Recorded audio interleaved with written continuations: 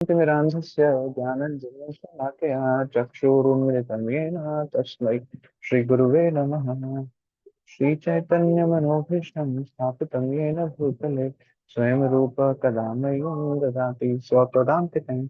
वन्देऽहं श्रीगुरो श्रीयुतपदकमलं श्रीगुरुं वैष्णवंश श्रीरूपं साग्रजातं सहगणरघुनाथान्वितं सजीवं साद्वैतं सावधूतं सहितं सहितं कृष्ण चैतन्यदेवं श्रीराधा कृष्णपादान् सहगण ललिता श्री विशाखान्वितांश्च। हे कृष्ण करुणा सिंधु दीनबंधु जगतपते गोपेश गोपिका कांत श्री राधा कांत नमोस्तुते। तप्त कांचन गौरांगी श्री राधे वृंदावनेश्वरी वृषभानुसुते देवी प्रणमामि हरिप्रिये। वाञ्छाकल्पतरुभ्यश्च कृपा सिन्धुभ्य एव च पतितानां पावनेभ्यो वैष्णवेभ्यो नमो नमः। जय श्री कृष्ण चैतन्य प्रभु नित्यानंद श्री अद्वैत गदाधर श्री गौरभक्त। हरे कृष्णा कृष्ण कृष्ण हरे हरे हरे राम राम राम हरे हरे। नमो विष्णुपादाय कृष्ण प्रेष्ठाय भूतले श्रीमते भक्ति वेदांत स्वामिन् इति नामिने। नमस्ते सारस्वते देवे गौरवाणी प्रचारिणे निर्विशेष शून्यवादी पाश्चात्य देशधारिणे।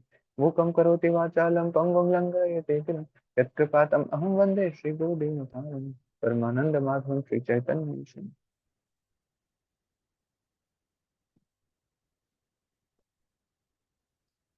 हरे कृष्णा। आप सबका एक बार फिर से स्वागत है। आप इस संध्या समय में सब एकत्रित हुए हैं, सभी के चरणों में कोटि कोटि प्रणाम।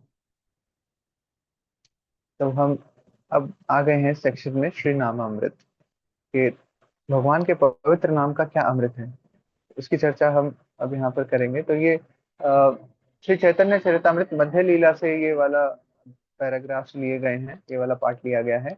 मध्य लीला 19.65 से लेके 71 तक ये पूरा कॉन्वर्जेशन है चैतन्य महाप्रभु और वल्लभ भट्टाचार्य के बीच में। तो वल्लभ भट्टाचार्य के बीच में, ये वल्लभ भट्टाचार्य हैं कौन? एक्चुअली अभी चैतन्य महाप्रभु जो है साउथ इंडिया की यात्रा पर हैं, और वल्लभ भट्टाचार्य एक लर्नेड स्कॉलर हैं, वैष्णविज्म के बारे में उन्होंने कुछ किताबें भी लिखी हैं, और ये चैतन्य महाप्रभु को फॉलो करते थे। बट उन्हें ये थोड़ा सा डर था कि चैतन्य महाप्रभु हो सकता है उनका वो उन्हें समय नहीं दे पाएंगे उतना जितना उन्हें मिलना चाहिए। तो उन्होंने क्या किया, एक किसी और संप्रदाय को फॉलो करना स्टार्ट किया। बट ये चैतन्य महाप्रभु को पूरा सम्मान देते हैं, और उसी के बारे में यहाँ पर चल रहा है। ठीक है, इसको रीड करना स्टार्ट करते हैं। ट्विंकल माता जी, आप स्टार्ट कर सकते हैं। स्टार्टिंग के दो पैराग्राफ्स आप रीड कर लीजिए। हरे कृष्ण प्रभु जी। दंडवत प्रणाम। वल्लभ भट्टाचार्य ने ये स्वीकार किया कि जो लोग पवित्र नाम का जप करते हैं वे ब्राह्मण और वैष्णव कहलाने के योग्य हैं। अतएव वल्लभ भट्ट जी ने श्री चैतन्य महाप्रभु को भोजन पर आमंत्रित किया और भगवान ने रूप और वल्लभ भाइयों का उनसे परिचय कराया। दूर से ही रूप गोस्वामी और वल्लभ भाइयों ने वल्लभ भट्ट को बड़े आदर के साथ दंडवत प्रणाम किया। Hare Krishna, Hare thank you so Krishna. Much माता जी। तो यहाँ पर ऊपर फर्स्ट लाइन में ही पूरा जिस्ट बता दिया गया है कि वल्लभ भट्टाचार्य ने ये स्वीकार कर लिया था कि जो लोग पवित्र नाम का जप करते हैं वो ब्राह्मण और वैष्णव कहलाने के योग्य हैं। एक्चुअली आज के समाज में भी देखा जाए, जो ब्राह्मण लोग होते हैं वो कई बार ऐसा डिस्क्रिमिनेशन करते हैं दूसरे लोगों से कि ये दूसरी जाति का है, अगर उसने मुझे छू लिया तो मैं स्नान करके आऊंगा तब पवित्र में माना जाऊंगा ना, ऐसे शुचि मुचि का बहुत ज्यादा वो चीज फॉलो करते हैं। तो इसी चीज का खंडन करने के लिए चैतन्य महाप्रभु यहाँ पर हमें शिक्षा दे रहे हैं कि अगर कोई व्यक्ति हरि नाम का जप कर रहा है या संकीर्तन कर रहा है, वो ब्राह्मण और वैष्णव कहलाने के योग्य है। इतनी योग्यता उनके पास आ जाती है कि वो किसी भी जाति में क्यों ना उत्पन्न हुए हों, कुछ भी घृणित से घृणित कार्य क्यों ना कर रहे हों, बट फिर भी वो ब्राह्मण और वैष्णव कहलाने के योग्य हैं। उनको साधारण बिल्कुल भी नहीं समझना चाहिए। तो इसके एक हम श्रीमद् भागवतम से श्लोका भी थोड़ी देर में डिस्कस करेंगे। पहले ये क्या बातचीत चल रही है इसको थोड़ा सा चर्चा करने का प्रयास करते हैं। तो वल्लभ भट्ट क्या कर रहे हैं यहाँ पर, श्री चैतन्य महाप्रभु को भोजन पर आमंत्रित कर रहे हैं। इससे थोड़ा सा बैकग्राउंड में जाएं तो वल्लभ भट्ट और चैतन्य महाप्रभु जो है भगवान कृष्ण और श्रीमती राधा रानी के बारे में चर्चा करना स्टार्ट करते हैं। और चैतन्य महाप्रभु भगवान कृष्ण का जैसे ही नाम आता है वो भाव विभोर हो जाते हैं, और उनके अंदर अष्ट सात्विक विकार वो सब आने लग जाते हैं, है ना, बहुत ही गदगद होने लगते हैं, बड़ा इमोशनल हो जाते हैं भगवान के साथ, वो कनेक्शन वो फील करते हैं चैतन्य महाप्रभु।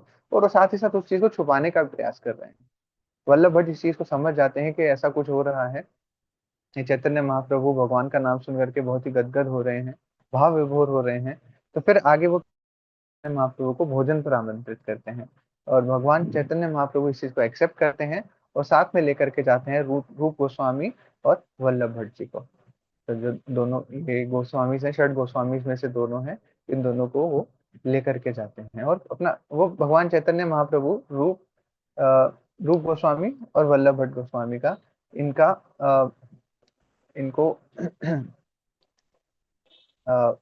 यहाँ पर इंट्रोड्यूस करते हैं, परिचय कराते हैं वल्लभ भट्टाचार्य जी से। और साथ ही देखते हैं कि बड़े आदर से वो प्रणाम करते हैं, पास में नहीं जाते हैं वल्लभ भट्टाचार्य जी के, दूर से ही वहां पर दंडवत प्रणाम करते हैं। ठीक है, अब आगे रीड कर सकते हैं। अनन्या प्रभु जी, आप रीड कर लीजिए। हरे कृष्ण प्रभु जी, सॉरी फॉर डिस्टरबेंस। मुझे बस एक बात आपको बतानी थी, शायद आप भूल रहे हो या फिर मुझे क्षमा करेगा, परंतु ये जो वल्लभ भट्ट जी है ना, ये पुष्टि मार्ग के फाउंडर आचार्य हैं। मतलब जो चार प्रमुख क्या कहते हैं संप्रदाय हैं वैष्णविज्म के, उनके अंदर श्री वल्लभ भट्ट जी जो है ना, वो जिन्होंने श्रीनाथ जी की पूजा करते हैं ना नाथ द्वार में, तो वो सारे के सारे इनके डिसेंडेंट्स हैं, इनकी परंपरा से आते हैं। और यहाँ पे प्रभु जी ये साउथ इंडिया की यात्रा नहीं चल रही, यहाँ पे काशी के अंदर है ये। काशी के अंदर श्रील रूप गोस्वामी पाद और ये जो वल्लभ भट्ट नहीं है, ये जो इनके भाई हैं, इनका नाम वल्लभ ही है, ये श्री जीव गोस्वामी पाद के पिताजी हैं। और ये दोनों के दोनों महाप्रभु जी के साथ भिक्षा मांगने गए थे यहाँ पे। इनके वल्लभ भट्ट जी ने इनको आमंत्रित किया था महाप्रभु जी को। तो बस ये क्लेरिफाई करना था एक बार। थैंक यू सो मच प्रभु जी। मैं खुद यहाँ पर कंफ्यूज हो रहा था कि वल्लभ और वल्लभ भट्ट, एक्चुअली वल्लभ भट्ट वल्लभ भट्टाचार्य जी को ही कहा जा रहा है, जो ब्राह्मण है ना। और यस यस, यहाँ जी। पर वल्लभ जो है वो षड गोस्वामी में से नहीं है, रूप गोस्वामी षड गोस्वामी में से हैं। थैंक यू सो मच प्रभु जी इस चीज को क्लैरिफाई करने के लिए, अदरवाइज सब सस्पेंस में ही रह जाते या गलत इन्फॉर्मेशन चली जाती। थैंक यू प्रभु जी, thank you so much. Welcome yes, प्रभु आप जी। रीड कर लीजिए प्रभु जी, नेक्स्ट। जी प्रभु जी। अतः जब वल्लभ भट्टाचार्य उनकी तरफ आए तो वे और दूर भाग खड़े हुए। रूप गोस्वामी ने कहा, मैं अछूत और सबसे ज्यादा पतित हूँ, कृपया मुझे स्पर्श ना करें।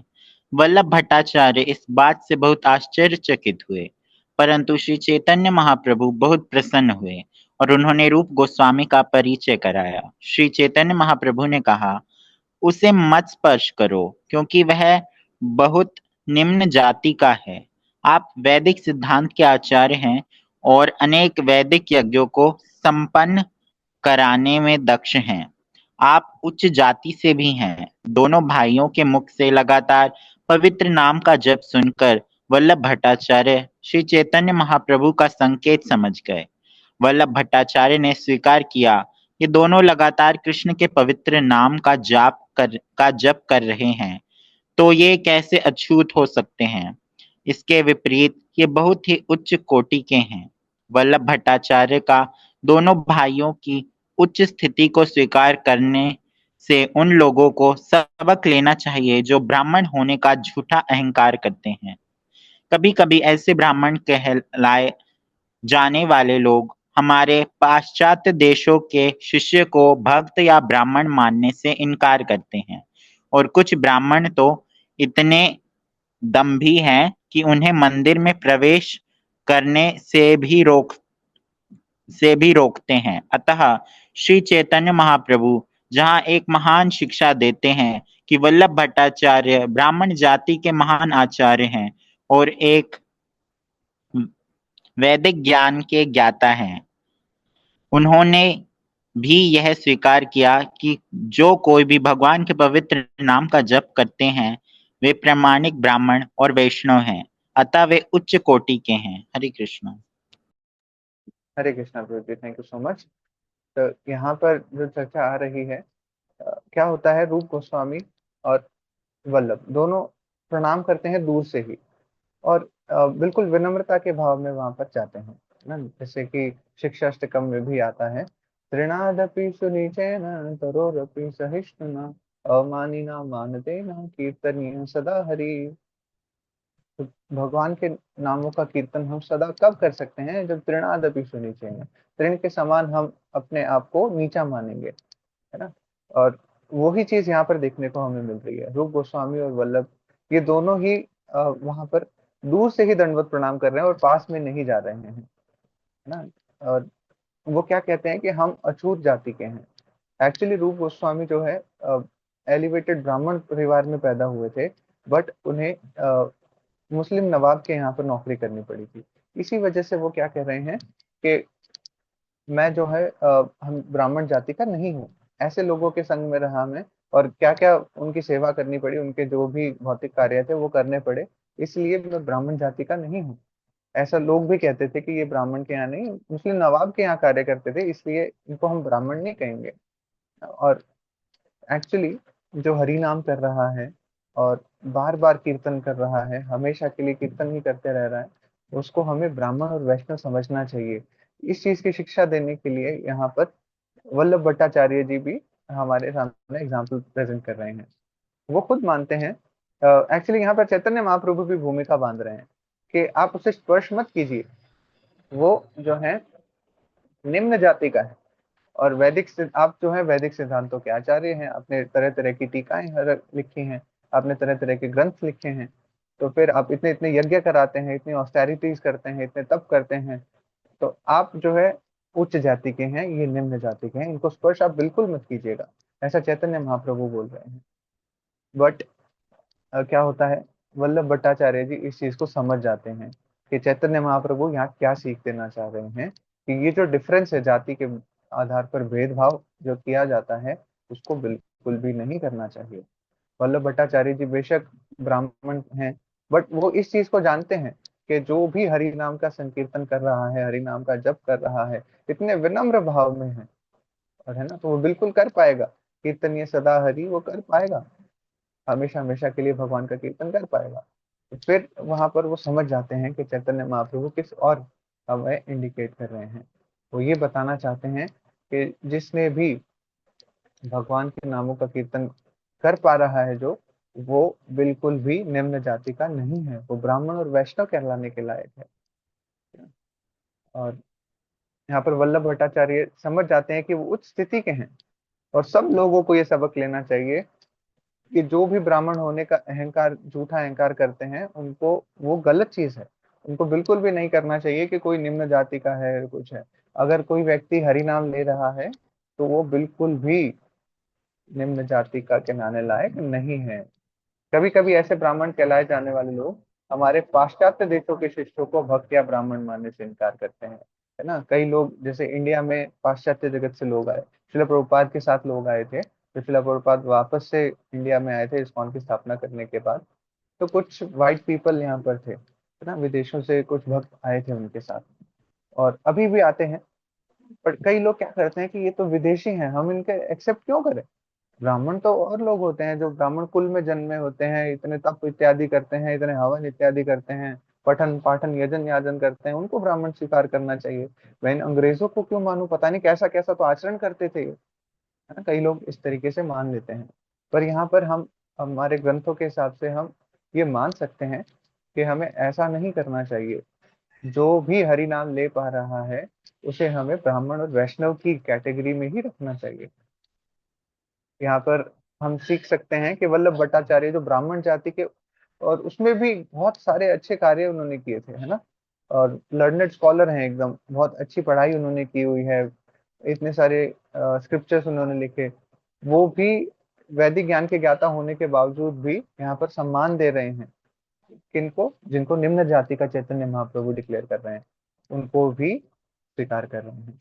तो यहाँ पर हम सीख सकते हैं इस लाइन से, इस पूरे पैराग्राफ से, इस पूरे सेक्शन से हम सीख सकते हैं, जो कोई भी भगवान के पवित्र नाम का जप करते हैं वो प्रामाणिक, ब्राह्मण और वैष्णव है ना, वे उच्च कोटि के हैं। ये चीज हमें हमेशा ध्यान रखनी चाहिए। हरे कृष्णा माता जी, मैंने एक लिंक शेयर किया था, वो प्लीज ओपन कर देंगे। श्रीमद् भागवतम से वो श्लोक है।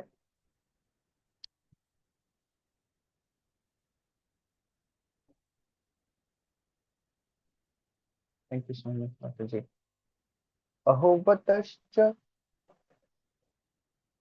अहोबतश्च गरियान यच्चिराग्रे वर्तते नाम तोभ्यम तेपस तपस्ते जुहुवुस्सस्नुरार्या ब्रह्मानुचूर्णाम गृह्णन्ति ये ते।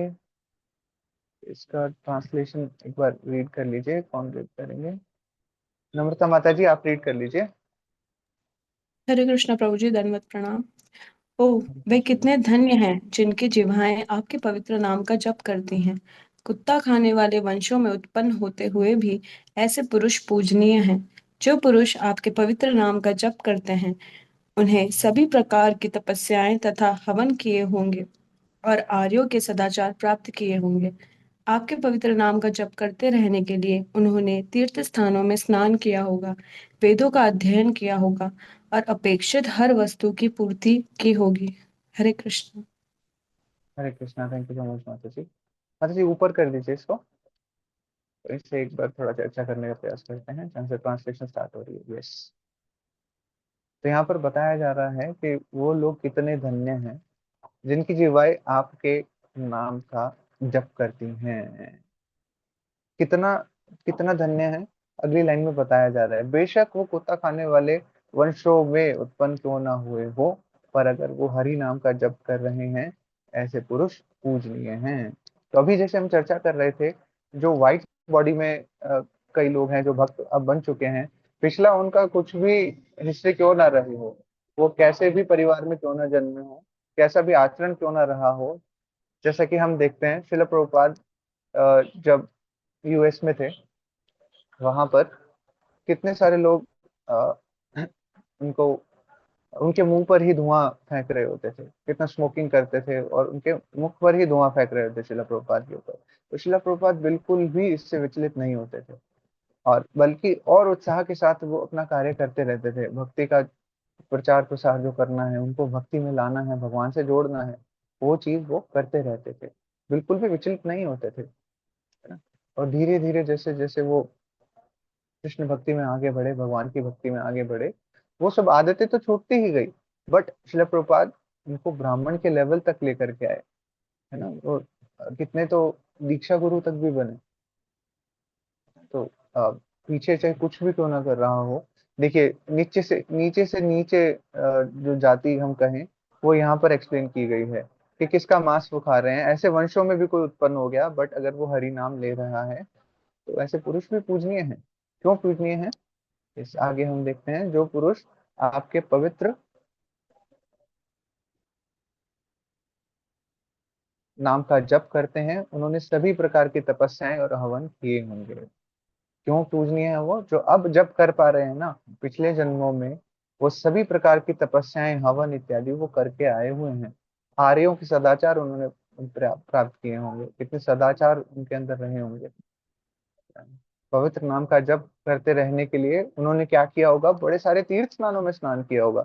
आजकल हम सोचते हैं कि हाँ वहां चले जाते हैं, उस तीर्थ स्थान में स्नान करके आएंगे, वहां जाकर के स्नान करके आएंगे, गंगा नदी में स्नान करके आएंगे, यमुना नदी में करके आएंगे, संगम पर जाकर के स्नान करके आएंगे। तो ये सारे स्नान ऑलरेडी वो लोग कर चुके होते हैं जो आज हरि नाम का उच्चारण कर पा रहे हैं। वेदों का अध्ययन वो ऑलरेडी करके आ चुके हैं, सारे देवी देवताओं की भक्ति वो ऑलरेडी करके आ चुके हैं, तब आज जाकर के वो भगवान कृष्ण का प्रेम प्राप्त करने के लिए ललायित हैं। वो लालसा उनके अंदर है, वो लौल्यम उनके अंदर है कि भगवान कृष्ण का प्रेम प्राप्त कर सकें, और अपेक्षित हर वस्तु की पूर्ति की होगी। जो भी चीजें रिक्वायर्ड है ना, वो सारी चीजें वो ऑलरेडी करके आए हुए हैं। इसलिए यहाँ पर आज वो हरि नाम कर पा रहे हैं। कितने ही लोग होते हैं वहां पर कीर्तन में खड़े होते हैं और ऐसे मुंह एकदम सील करके वहां पर खड़े होंगे, इधर उधर देख रहे होंगे, और मुख से हरि नाम नहीं निकल पा रहा है।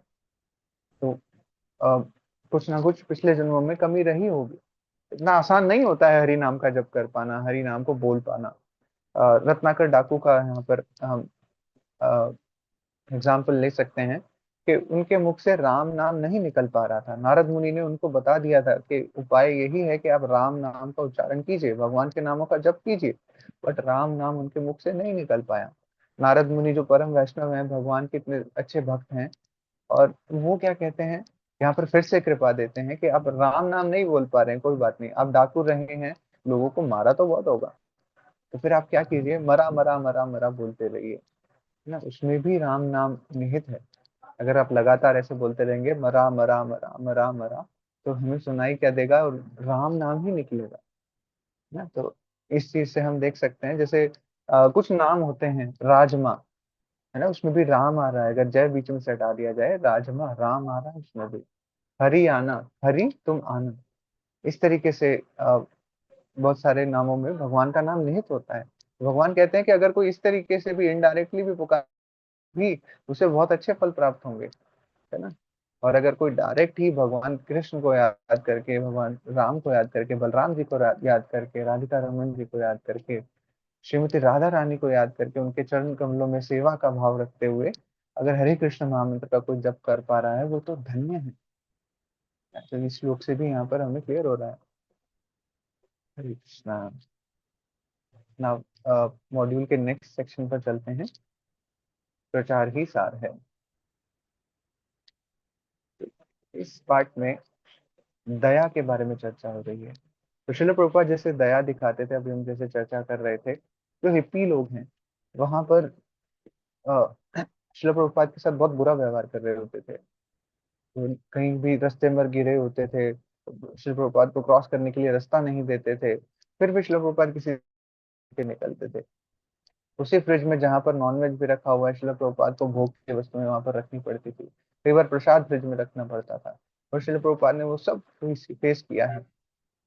और जो असली दया जो है वो जीवों पर दिखाई है उन्होंने। इसलिए प्रभुपाद एग्जेम्पलरी लीडर हैं हमारे, ना, प्री एमिनेंट शिक्षा गुरु हैं हमारे।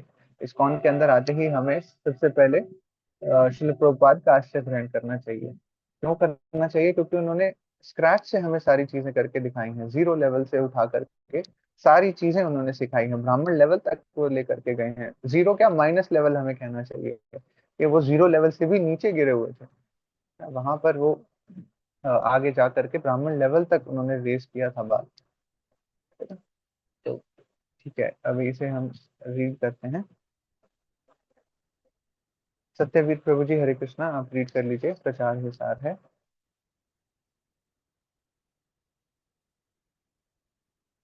हरे राम।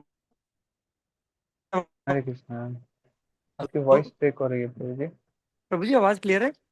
एक मिनट ये प्रभु जी, सब क्लियर है प्रभु एक मिनट जी। लीजिएगा प्रभु जी। अभी क्लियर है? It is clear now. Yes yes प्रभु जी।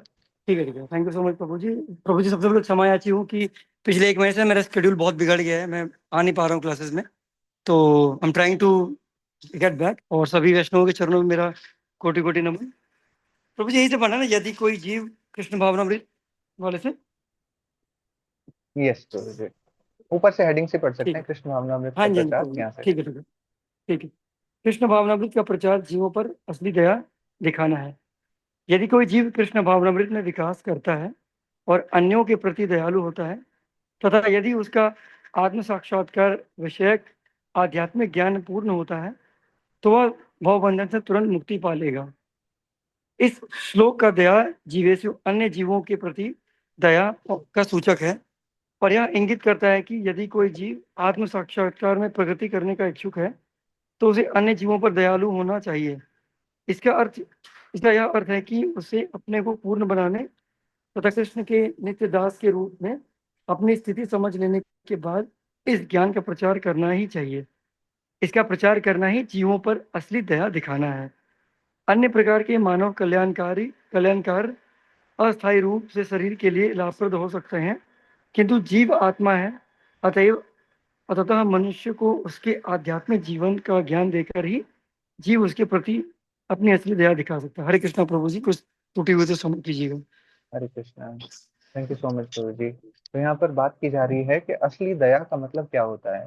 कई बार हम सोचते हैं कि किसी किसी जीव को अगर चोट लगी है तो उसको मरहम पट्टी कर दिया, दैट इज दया दिखाना। कुछ खाने को दे दिया किसी को, वो है दया दिखाना। हाँ, वो दया दिखाना है, बट असली दया दिखाना क्या है? अगर हम किसी जीव को, किसी भी अपने सगे संबंधी को, कोई भी हमारा फ्रेंड है, कुलीग है, उसको हम अगर कृष्ण भावनामृत की ओर मोड़ पाए, अगर उसका प्रचार हम कर पाते हैं, वो है जीवों पर असली दया दिखाना, है ना? वो है अहिंसा करना। अगर हम किसी जीव को, किसी फ्रेंड को, किसी भी व्यक्ति को अगर हम कृष्ण भावनामृत में नहीं लगा पा रहे हैं, या हम उन्हें कृष्ण का प्रचार नहीं कर रहे हैं, तो दैट इज हिंसा करना, उनके प्रति वो हिंसा मानी जाती है। तो अहिंसा क्या हुई कि अगर हम किसी को कृष्ण भावनामृत का प्रचार करके उनको भगवान कृष्ण से जो प्रेम भूल चुके हैं, वो कनेक्शन वो जो भूल चुके हैं, उसको दोबारा एस्टेब्लिश करने का ट्राई करें, दैट इज असली दया दिखाना। तो यदि कोई जीव जो है कृष्ण भावनामृत में विकास करता है और अन्य के प्रति दयालु होता है, तो उसका आत्म साक्षात्कार विषयक आध्यात्मिक ज्ञान पूरा होता है। तो करना क्या चाहिए? सेल्फ रियलाइजेशन कब पूर्ण होगी? जब वो दूसरों को भी दया का भाव दिखाएगा। और परम दया दिखाना या असली दया दिखाना क्या है? कृष्ण भावनामृत का विकास करना है। किसके अंदर? दूसरे जीवों के अंदर भी। तो अ, एक श्लोक आता है, बहुत ही सुंदर श्लोक है भगवत गीता का। विद्या विनय संपन्ने ब्रह्मणे गविहस्तिनि शुनि च स्वपाके च पंडिता समदर्शिना। समदर्शी होना चाहिए।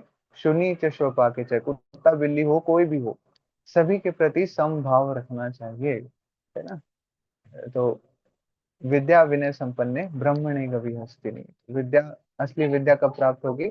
जब सभी जीवों पर सेम दया दिखाएंगे, है ना? और हम कृष्ण भावनामृत का प्रचार हम सभी जीवों को करेंगे, तब वो फायदा होगा।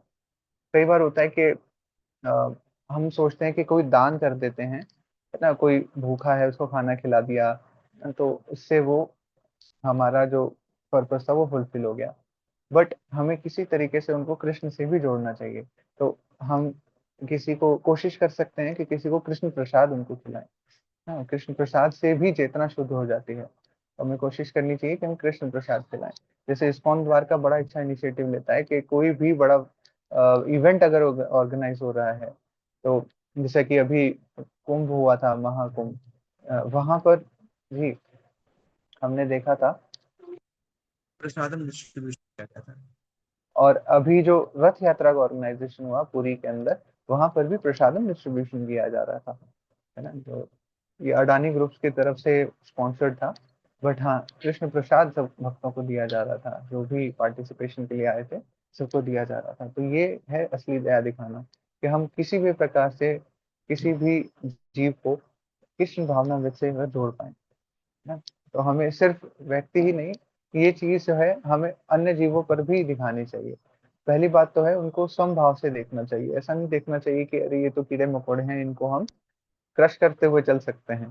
तो कभी भी अगर ऐसा हो कि कहीं भी चींटियां या कुछ भी दिखाई देता है, तो हमें कोशिश करनी चाहिए कि उनको कोई भी हार्म ना हो, है ना? तो ऐसा हिज होलीनेस गोपाल कृष्ण गोस्वामी महाराज के पास टाइम से मुझे याद आता है। एक बार वो गाड़ी से कहीं जा रहे थे और किसी पक्षी से गाड़ी टकरा गई, और वो इंजर होके वहीं गिर गया पक्षी। तो महाराज ने कहा कि अभी गाड़ी रोकिए, ये क्या था जो हमारी गाड़ी से टकराया है? तो किसी ने बताया कि महाराज कोई ऐसे ही पक्षी था, और उसका क्या ही करना है। तो महाराज ने कहा आप गाड़ी घुमाइए और वहां पर वापस चलिए। जहां पर वो पक्षी गिरा हुआ था, महाराज ने कहा कि अब हरि नाम कीजिए, यहाँ पर माला कीजिए इस पक्षी के लिए भी, है ना? तो जब वो पक्षी ने प्राण छोड़े, तो सब हरि नाम कर रहे थे उस पक्षी के लिए। तो इस तरीके से हमारे आचार्य हमें सिखाते हैं कि कैसे जीवों पर दया करनी है, कैसे कृष्ण से जोड़ा जा सकता है, कैसे उस जीव का भी अगला जन्म जो है वो सुधारा जा सकता है। एक वीडियो कुछ टाइम पहले वायरल हुई थी कि वृंदावन में जो बहुत सारे बंदर होते हैं, तो महाराज उनको केले बांट रहे थे, है ना? तो एक जो है, एक बंदर जो है महाराज के चरणों के अंदर से निकला, पैरों के बीच में से निकला, और फिर वहां पर कैप्शन लिखा हुआ था कि इसने असली हरि भक्ति प्राप्त कर ली, गुरु के चरणों का आश्रय प्राप्त कर लिया उसने, है। तो वहां पर ऐसे दया और कृपा ऐसे बांट रहे होते हैं हमारे आचार्य, अपने आचरण से हमें सिखा रहे होते हैं कि हमें भी कैसे कार्य करना चाहिए। तो और हिज ऑनरेस गोपाल कृष्ण गोस्वामी महाराज इस चीज की प्रतिमूर्ति हैं कि कैसे सभी जीवों के प्रति समभाव रखना चाहिए। एक बार ऐसे ही बहुत सारे पास टाइम्स आते हैं कि बाथरूम के अंदर कभी उन्हें की चींटियां दिख जाती थी, है ना, या फिर कभी कोई छोटा जानवर भी दिख जाता था तो वो बोलते थे कि अरे वहां पर सांप है वॉशरूम के अंदर, उसे निकाल करके आइए। तो दूसरे भक्त आकर के देखते थे कि वो सांप नहीं, कुछ और ही छोटा सा कोई जीव था, उसको हटा देते हैं वहां से, केचुआ टाइप से था कुछ। तो ऐसे समभाव वहां पर रखते हैं, किसी को भी हार्म नहीं पहुंचाना चाहते हैं, इसलिए गोपाल कृष्ण गोस्वामी महाराज। हरे कृष्णा। जगत गुरु श्रील प्रभुपाद की जय। तो हमें सभी जीवों पर दया यहाँ पर दिखानी चाहिए और कोशिश करनी चाहिए कि हम किसी तरीके से कृष्ण भावनामृत थोड़ी बहुत उनके अंदर डाल पाए, कोई छोटी बुक किसी को हम दे पाए, कुछ डिस्ट्रीब्यूट कर पाए, किसी को हम प्रसाद खिला पाए, इस तरीके से हमें हमेशा सोचना चाहिए। हरे कृष्णा। तो जो भी त्रुटियां मुझसे हुई हैं, आई नो बहुत त्रुटियां करता हूँ, तो कृपया करके मुझे क्षमा कीजिएगा।